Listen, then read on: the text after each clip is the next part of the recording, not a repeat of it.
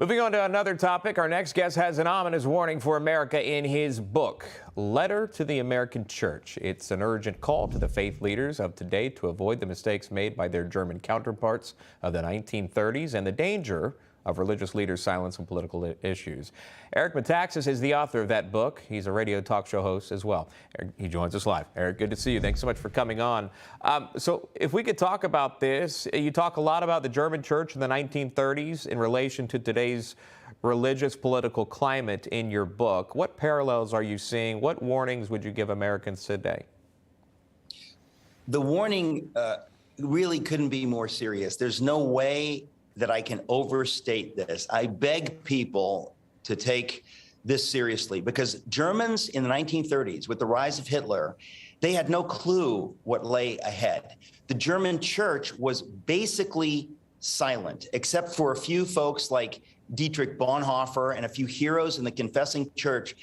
They basically said exactly what you're hearing today. We don't want to be political. We shouldn't get involved in this. We don't want people to cancel us. They wouldn't have used the term cancel, but they didn't want to get in trouble. They just said, let's just go along with what the government narrative is, with the propaganda, which they weren't quite aware at the time that was propaganda. And because of the silence of the German church, evil was able to take over that nation and much of the world. Millions were murdered because of the silence of the German church. And it is my contention, and I wish it were only a contention, it's very clear, the silence of the American church today with regard to the absolute madness in every direction, cultural Marxism in the form of critical race theory and BLM, transgender madness, this war against churches, trying to keep them silent, trying to tell them during COVID that they have to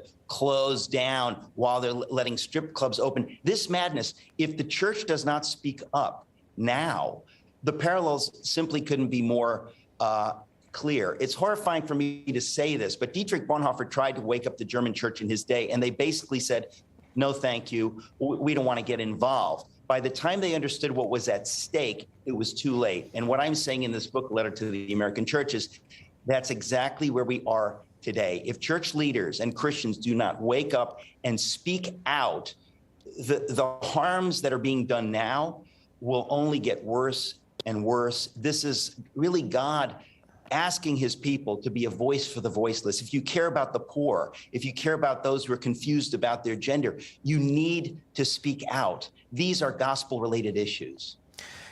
Just to bring up both points, would that be a double-edged sword, Eric, if you're asking the church to speak up politically? You know that there are two large parties in this country, Democrat. You understand, it becomes sophistry. When you're talking about two large parties, when Wilberforce was speaking against slavery, people told him, shut up, there are two sides to this issue. We don't say that today. We say that if you're speaking against something that's an ultimate value, like the value of unborn life, whatever it is, like the idea that Marxism and big state totalitarian thinking, that we're going to crush the churches, crush the people, and we're going to make people worship the state, obey the state. These are anti-American values. And that's why everyone has to be aware of what's happening and has to stop buying into this lie that that means you're being political. The only people who say the church is political are the people who don't like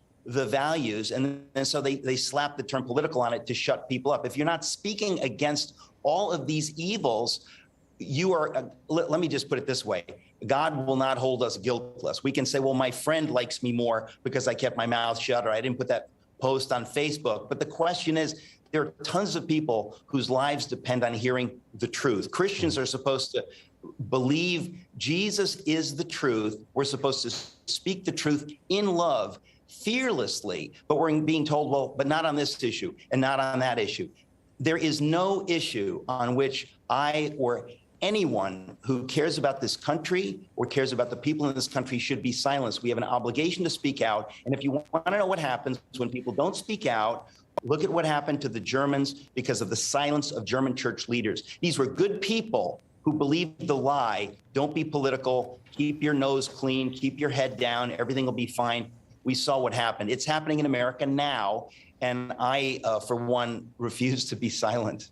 Well, and what I meant by that is, if you remember back a couple of years ago, the death of George Floyd, there were several contemporary Christian churches, church leaders that stood up and boasted a Black Lives Matter organization platform, and that was pushed out and it was spoke upon there. Yeah. So I guess my question is, which churches, because some churches already do speak out on platforms that they stand for. You come to New York City, there are rainbow flags hanging outside of many cathedrals. That's what I'm saying. Here in Manhattan. So which churches need, because there already are, I guess my point is, they already are outspoken about certain issues. That's my point, is that Christian leaders, especially in the evangelical church, they don't, let's put it this way. Anybody who has a personal relationship with Jesus, who is born again, who takes the Bible seriously, knows that those people siding with Marxist BLM or with trans ideology or radical pansexual ideology, that's antithetical to the gospel. It's antithetical to any serious Christian faith. So the folks who are being silent on these things need to speak up, because remember, the German church, they were silent. They were putting out their swastika banners before anybody knew the Holocaust was coming. They were saying, we're just going to do this to virtue signal. We don't want anyone to burn down our building or shut us down. So we're just going to go along with the narrative. The narrative today is this mad Marxist ideology. BLM is right there. If you care about blacks in America, you better speak against BLM, because they are crushing black families. Their values are antithetical. Just because they say they care doesn't mean that they care. We've seen that through history. So yes, this is a warning call. It's called Letter to the American Church, because it is the only book I've ever written specifically to the church, to people who claim to be Christians, that now is the time to speak up. All right, there's the book there, Letter to the American Church. Eric Metaxes joining us live, #1 New York Times bestselling author. We appreciate the time, Eric. Good to see you. Thank you. Thank you. Got it.